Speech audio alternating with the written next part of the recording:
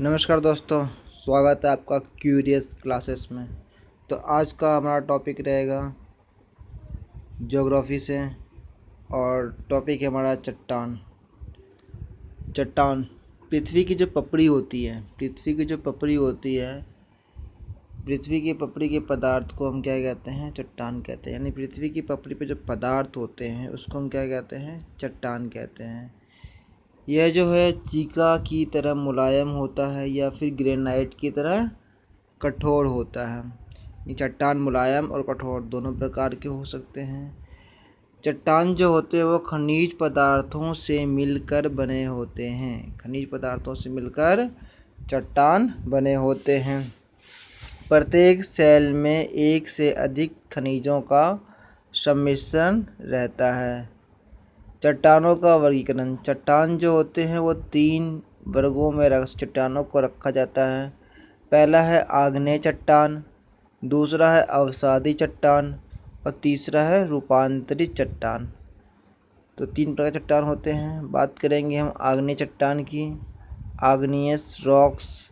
तो आग्नेय चट्टान जो होते हैं इसका निर्माण कैसे होता है? तो जब ज्वालामुखी उद्गार होता है, ठीक है, ज्वालामुखी उद्गार के समय भूगर्भ से निकलने वाला लावा जमकर ठंडा हो जाने के पश्चात होता है।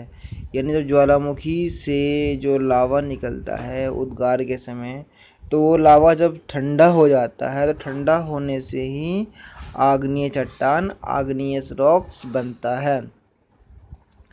तो आग्नेय रॉक्स जो होता है यह रवेदार होता है, कठोर होता है और परत विहीन होता है। यानी इसके अंदर कोई भी परतें नहीं होती हैं इस टाइप से, ठीक है। और कैसा होता है? आग्नेय चट्टान कठोर होता है और आग्नेय चट्टानों में कोई भी जीवाश्म नहीं पाया जाता, ठीक है, इसके अंदर जीवाश्म भी नहीं होता है। तो आग्नेय चट्टान के कुछ उदाहरण हैं: ग्रेनाइट, बेसाल्ट, ग्रेबो, diorite, pitchstone, pumice, pegmatite.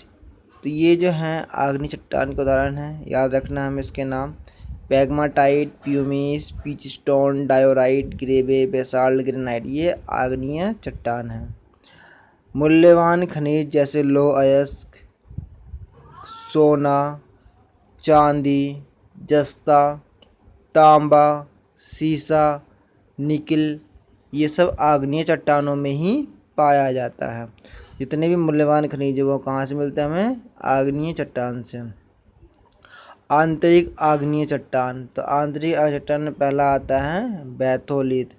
तो धरातल के नीचे काफ़ी खरे ढाल वाले गुंबदाकार जो होते हैं रूप में विशाल जो लावा मिलता है, उस जो जमाव होता है उसी को हम बैथोलिथ कहते हैं। तो बैथोलिथ में क्या होता है?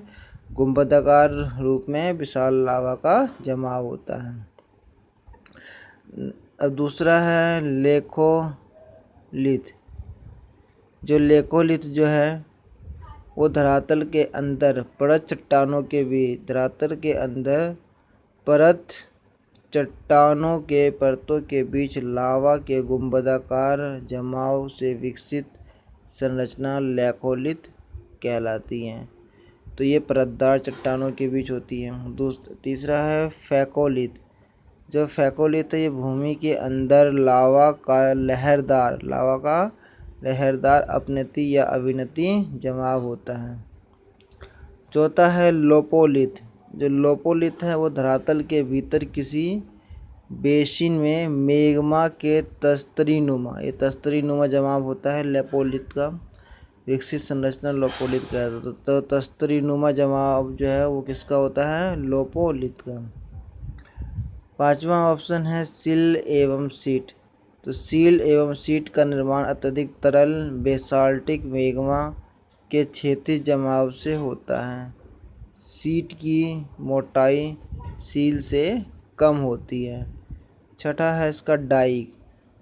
लावा के बाहर निकलते समय जब मार्ग में अवसादी चट्टाने के बीच एक लंबवत दीवार के रूप में जम जाता है तो वह डाइक कहलाता है। जब लावा जो होता है जब बाहर निकलने वाला होता है तो अवसादी चट्टानों के बीच में एक लंबवत दीवार के रूप में जम जाता है वो लावा, तो उसी लावा को हम क्या कहते हैं, डाइक कहते हैं। सातवां है स्टॉक। तो स्टॉक जो है वो छोटे आकार के बैथोलिथ होते हैं जो गुंबदाकार रूप में पाए जाते हैं, जिन्हें हम स्टॉक कहते हैं। हम यहाँ डायग्राम के माध्यम से भी समझ सकते हैं, जो यहाँ पे बताया गया है।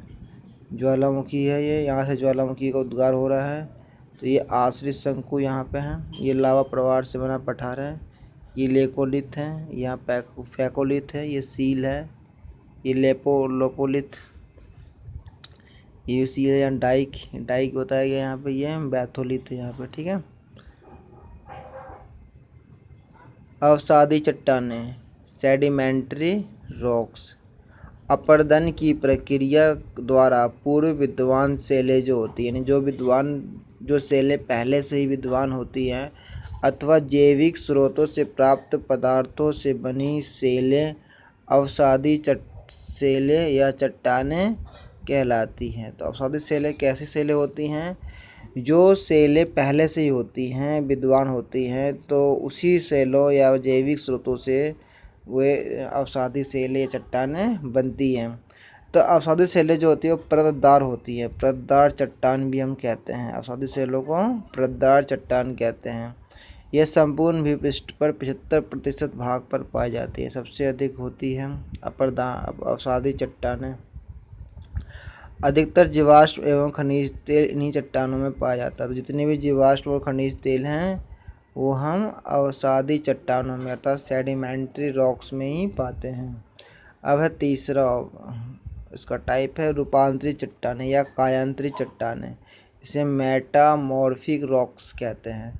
तो रूपांतरित चट्टानें जो हैं वो आग्नेय अथवा अवसादी सेलें जो प्रायः वलन भ्रंशन और पर्वत निर्माण काल में ऊष्मा और दाब में प्रयुक्त होने से उनमें यांत्रिक और रासायनिक परिवर्तन से बनी होती है। तो कायांतरित चट्टानें जो होती हैं वो आग्नेय और अवसादी चट्टानों से ही बनती है, उसके अंदर वलन होता है, भ्रंशन होता है, उस पर दबाव पड़ता है, जिस कारण इसके अंदर परिवर्तन होकर कायांतरित चट्टानें बन जाती हैं। तो कायांतरित चट्टानों के उदाहरण हैं स्लेट, शिस्ट, क्वार्ट्जाइट, संगमरमर, नीस, ये सब जो है कायांतरित चट्टानों के उदाहरण हैं या फिर रूपांतरित चट्टानें। मूल चट्टान, कुछ चट्टान जैसे कि रूपांतरित चट्टान जैसे कि बेसाल्ट से एम्फीबोलाइट बनता है, बेसाल्ट से शिस्ट भी बनता है, ग्रेनाइट से नीस बन जाता है, चूना पत्थर से संगमरमर बन जाता है। तो चूना पत्थर संगमरमर बन जाता है, ये हमें याद रखना है, मोस्ट इम्पोर्टेंट है ये। बलुआ पत्थर, तो बलुआ पत्थर से क्या बनता है, क्वार्ट्जाइट, बलुआ पत्थर से क्या बन जाता है, क्वार्ट्जाइट। सेल से क्या बनता है, स्लेट, सेल से बनता है स्लेट। फाइड लाइट से क्या बनता है, सिस्ट, फाइड लाइट से सिस्ट बनता है। ग्रेवो से क्या बनता है, सरपेंटाइन, ग्रेवो से सरपेंटाइन बनता है।